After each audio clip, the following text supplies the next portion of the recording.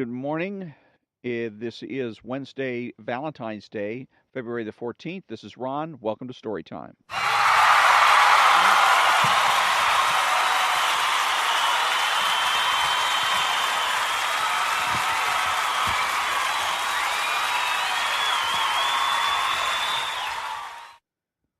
Good morning again, and this is a Storytime Extra, and today I wanted to talk about compassion on the cheap.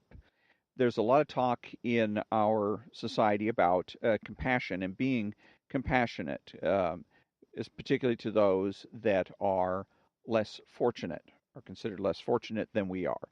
And so there's a high expectation that everybody is going to spend some time during the day or the course of the week, to exhibit some sort of compassion towards those that are less fortunate than others.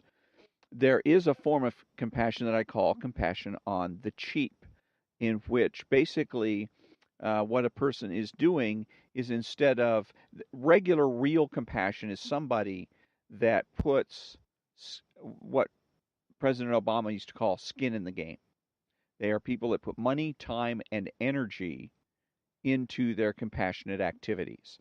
An example is former President Jimmy Carter, who is involved with a project to give houses to the homeless by helping them build it, basically.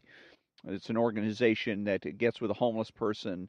They get a piece of property and whatnot, and they help them build the house, their own little house, from scratch. They, put up all the siding and all the everything, the electric and all that.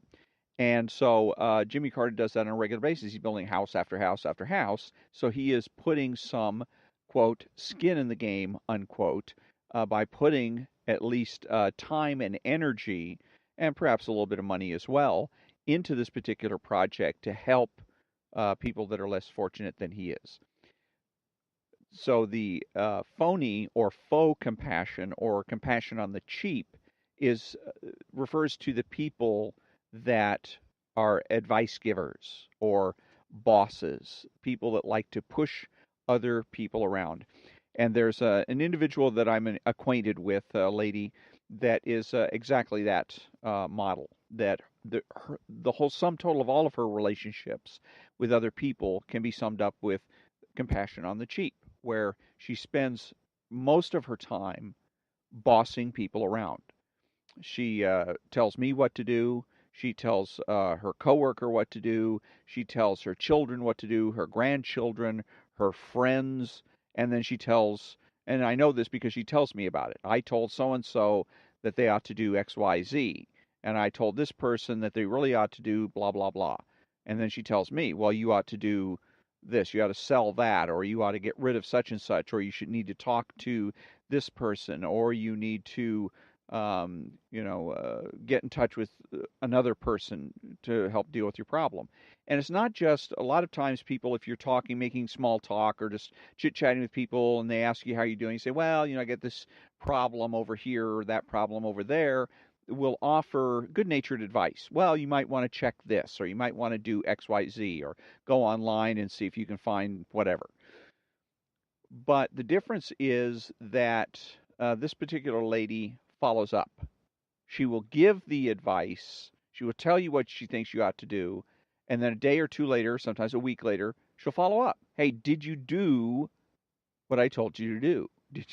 Did you go and call this person? Did you, go to this particular location or whatever it is that she's giving you advice about?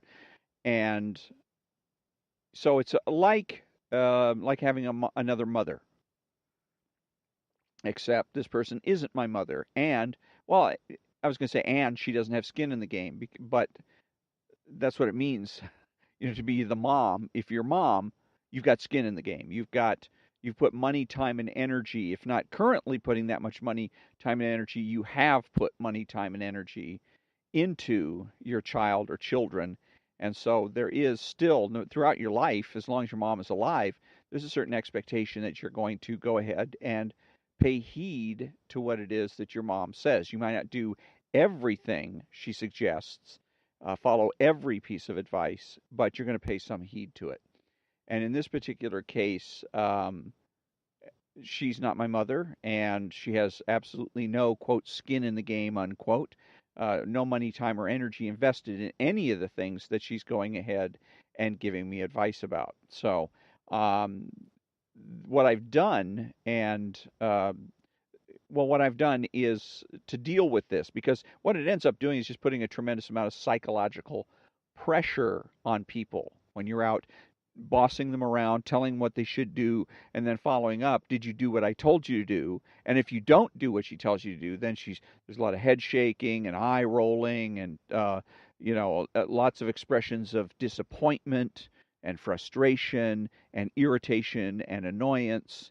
And again, this is a person that does not have any skin in the game. They got no connection to any of the things that she's giving me advice about. So, and all it seeks to see, the only thing it serves to do is increase the amount of psychological pressure, the amount of anxiety, and everything that comes with that psychological pressure. So the question for me was, how do I deal with this? I don't want to get huffy about it. I don't want to get angry about it. This is a person that I'm on good terms with. I don't consider them a friend because they're basically socialist, and I'm not. I'm conservative. So Ayn Rand was right when she said that you cannot be friends with a person that is diametrically opposed to everything you stand for. And that's basically this lady in a nutshell. She's diametrically opposed to everything I stand for, so I really can't call her a friend, although we can be and are friendly with each other. We can treat each other with respect. We can, again, be friendly. So, anyways, the point is, I don't want to mess that up. I don't want to come in and be sharp. I want to, as one lady used to put it, remain soft around the edges when I'm dealing with this. And so what I did is I came up with an idea that I thought is a good idea and seems to work fairly well. And that is basically, whenever she wants to offer advice, is ask her, "Oh, do you want to help? And if you'd like to help, these are the things you can do. For instance, I'm looking for to buy a house." So she's full of advice about, what I should or shouldn't do with regards to that. She even went so far as to tell me that uh, I should promise her that I will take somebody with me when I go house hunting, because I don't know how to buy an automobile. So she's afraid that I'm going to buy a bad house because she claims that I don't even know how to buy an automobile because the automobile I have needs constant repairs. So, big insult there. So that adds more stress, more frustration. But so what I did was I said, okay, well, if you'd like to help, then what you can do is co-sign. Because what I want to do is encourage her to do one of two things: either put some skin in the game that's useful and helpful to me, or stop it. Quit offering advice, quit bossing me around, knock it off. One of the two. So that's where I say, here's something you can do. You can co-sign. So would you like to help? And so far, the answer is no. She usually won't say no. It's just silence. She says nothing. So, and that way, what I'm doing is taking the pressure off of me and putting it right back on her where it belongs in the first place. Because again, if she wants to be compassionate, then she needs to put some skin in the game in some way, shape, or form. She can co-sign. Another way she can do it is see if she can find me a good real estate agent, um, find a lending institution that's willing to lend me the money for a house at a reasonable interest rate, etc. So those are some examples of where she can put some skin in the game. She can put in some time, money, and energy, and or at least time and energy, and then put herself in a position where I'm going to be more willing to listen to what it is that listen to her opinions about what's going on, particularly with buying a house. So, and again, it seems to be very effective. So far, she's not interested in going ahead and co-signing or doing anything else yet.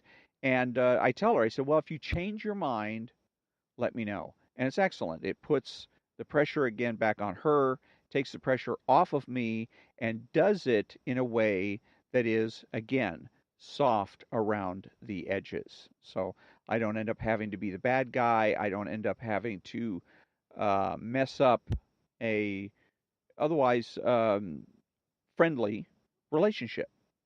So, and yeah, that's about it.